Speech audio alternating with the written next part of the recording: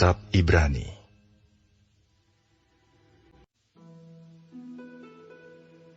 Memang perjanjian yang pertama juga mempunyai peraturan-peraturan untuk ibadah dan untuk tempat kudus buatan tangan manusia.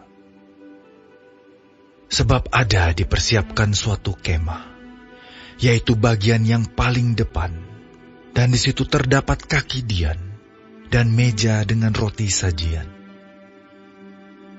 Bagian ini disebut tempat yang kudus.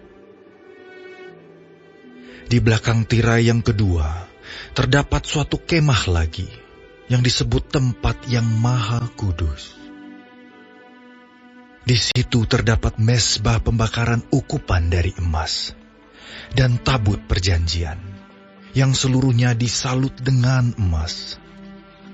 Di dalam tabut perjanjian itu tersimpan buli-buli emas berisi mana, tongkat Harun yang pernah bertunas, dan loh-loh batu yang bertuliskan perjanjian, dan di atasnya kedua kerup kemuliaan yang menaungi tutup pendamaian. Tetapi hal ini tidak dapat kita bicarakan sekarang secara terperinci. Demikianlah caranya tempat yang kudus itu diatur. Maka imam-imam senantiasa masuk ke dalam kemah yang paling depan itu untuk melakukan ibadah mereka. Tetapi ke dalam kemah yang kedua, hanya imam besar saja yang masuk sekali setahun. Dan harus dengan darah yang ia persembahkan karena dirinya sendiri, dan karena pelanggaran-pelanggaran yang dibuat oleh umatnya dengan tidak sadar. Dengan ini Roh Kudus menyatakan bahwa jalan ke tempat yang kudus itu belum terbuka, selama kemah yang pertama itu masih ada. Itu adalah kiasan masa sekarang. Sesuai dengan itu dipersembahkan korban, dan persembahan yang tidak dapat menyempurnakan mereka, yang mempersembahkannya menurut hati nurani mereka. Karena semuanya itu, di samping makanan, minuman, dan pelbagai macam pembasuhan, hanyalah peraturan-peraturan untuk hidup insani, yang hanya berlaku sampai tibanya waktu pembaharuan. Tetapi Kristus telah datang sebagai imam besar untuk hal-hal yang baik yang akan datang. Ia telah melintasi kemah yang lebih besar dan yang lebih sempurna, yang bukan dibuat oleh tangan manusia. Artinya yang tidak termasuk ciptaan ini. Dan ia telah masuk satu kali untuk selama-lamanya ke dalam tempat yang kudus, bukan dengan membawa darah domba jantan dan darah anak lembu, tetapi dengan membawa darahnya sendiri. Dan dengan itu, ia telah mendapat kelepasan yang kekal.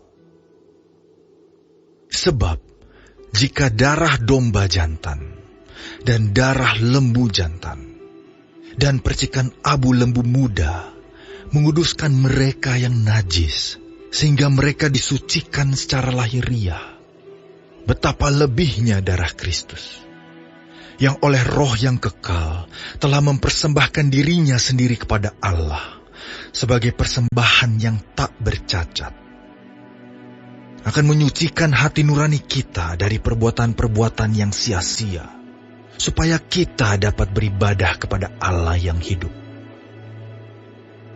Karena itu, ia adalah pengantara dari suatu perjanjian yang baru, supaya mereka yang telah terpanggil dapat menerima bagian kekal yang dijanjikan.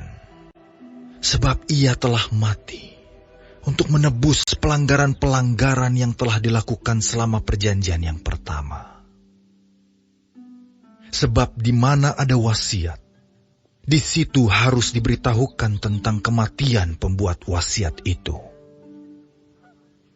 Karena suatu wasiat barulah sah kalau pembuat wasiat itu telah mati, sebab ia tidak berlaku selama pembuat wasiat itu masih hidup. Itulah sebabnya maka perjanjian yang pertama tidak disahkan tanpa darah. Sebab sesudah Musa memberitahukan semua perintah hukum Taurat kepada seluruh umat, ia mengambil darah anak lembu dan darah domba jantan serta air, dan bulu merah dan hisop, lalu memerciki kitab itu sendiri dan seluruh umat, sambil berkata, "Inilah darah perjanjian yang ditetapkan Allah bagi kamu." Dan juga kemah dan semua alat untuk ibadah dipercikinya secara demikian dengan darah. Dan hampir segala sesuatu disucikan menurut hukum Taurat dengan darah. Dan tanpa penumpahan darah tidak ada pengampunan. Jadi, segala sesuatu yang melambangkan apa yang ada di sorga haruslah ditahirkan secara demikian. Tetapi benda-benda surgawi sendiri oleh persembahan-persembahan yang lebih baik daripada itu. Sebab Kristus bukan masuk ke dalam tempat kudus buatan tangan manusia, yang hanya merupakan gambaran saja dari yang sebenarnya, tetapi ke dalam sorga sendiri, untuk menghadap hadirat Allah, guna kepentingan kita. Dan ia bukan masuk untuk berulang-ulang mempersembahkan dirinya sendiri, sebagaimana imam besar setiap tahun masuk ke dalam tempat kudus dengan darah yang bukan darahnya sendiri. Sebab jika demikian, ia harus berulang-ulang menderita sejak dunia ini dijadikan. Tetapi sekarang ia hanya satu kali saja menyatakan dirinya, pada zaman akhir, untuk menghapuskan dosa oleh korbannya. Dan sama seperti manusia, ditetapkan untuk mati hanya satu kali saja, dan sesudah itu dihakimi. Demikian pula, Kristus hanya satu kali saja mengorbankan dirinya untuk menanggung dosa banyak orang.